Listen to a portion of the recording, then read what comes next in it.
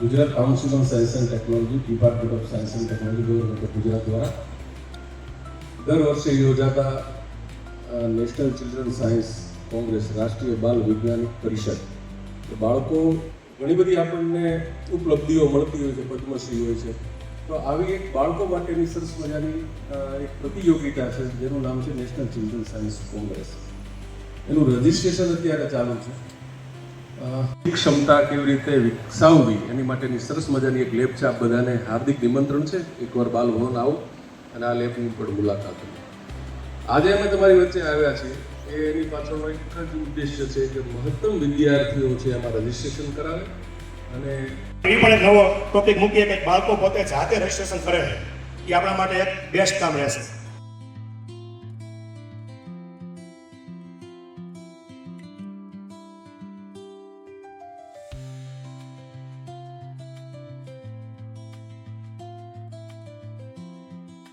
એક ટીમમાં કરતા નહીં, કારણ કે એક વિદ્યાર્થીને નહીં જવાનું થાય તો પછી એનું દુઃખ લાગશે.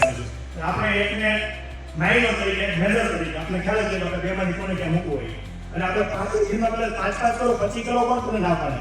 બરાબર, દરેક ટીમમાં તમે 5 રજિસ્ટ્રેશન કરો તો એ પ્રશ્ન છે નહીં. આપણે દરેકને મોબાઈલ કરીએ કે 10 રજિસ્ટ્રેશન ઇઝીલી થઈ જાય, એવો કંઈ સમય એમાં કંઈ લાગે એમ છે નહીં. આપણી પાસે બધું રેડી હશે, ટેબ્લેટમાં તમે છોકરાને કહો એટલે તમને તૈયાર કરી દે, સબમિટ કરી દે. એટલે બાળકો તમે શીખવાડ કરો, બાળકો કરી હશે એ પણ તમે મૂકી શકો. ક્રિયાત્મક સંશોધન જો થાય તો વધારે એમાં ગુણ એના ઉમેરાતા હોય છે અને બાળકોને આગળ જવાની પૂરેપૂરી તક રહેતી હોય છે. ચાલે એક ટીમમાં તમે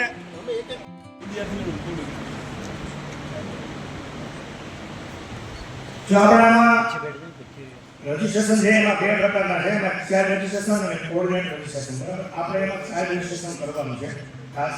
અને જિલ્લાનું કોઓર્ડિનેટ રજિસ્ટ્રેશન સાહેબને એટલે કરવાનું. આપણે કોઈ જિલ્લામાં રજિસ્ટ્રેશન કરી નાખતા કોઓર્ડિનેટ તરીકે, બરાબર, એ ખાસ આપણે કાળજી લેશું. એમાં સાહેબને એટલે કરવાનું હોય છે. આપણે ચાઇલ્ડ રજિસ્ટ્રેશન આપણે મિનિમમ 10 તો દરેક સ્કૂલ આપણે કરવું જોઈએ.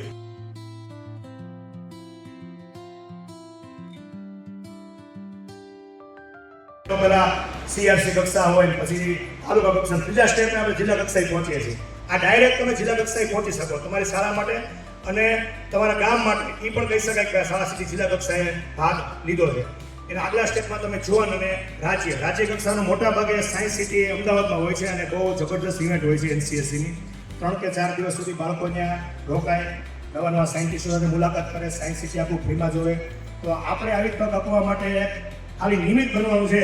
એક માર્ગદર્શક તરીકે જો તમે બાળકોને ગાઈડ કરશો તો 100% એ બાળકોમાં જે અંદર જે તમે પીપીટી દ્વારા પણ રજૂ કરી શકો અને તમે 2 કે 4 દ્વારા પણ રજૂ કરી શકો. અને સાથે એની ટોટલી ફાઇલ બનાવવાની હોય.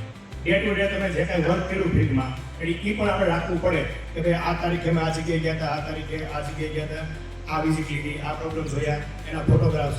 આ રીતે એનસીએસસી ચાલતું હતું. પણ આ વર્ષે થોડુંક એમાં ચેન્જીસ એ રીતના આવ્યું છે. સાહેબે વાત કરી એ રીતે કે મોડલ તમે રજૂ કરી શકશો. આપણે એઆઈ માટે સૌથી મોટી ઘડીક પહેલા જે હાર્દિકભાઈ વાત કરી તો આપણે એનો પ્રી ડેમો પણ થઈ જાય કે મોડલ આપણે બનાવી નાખ્યા બધી સ્કૂલો 80 બધી રજિસ્ટ્રેશન કર્યા હોય.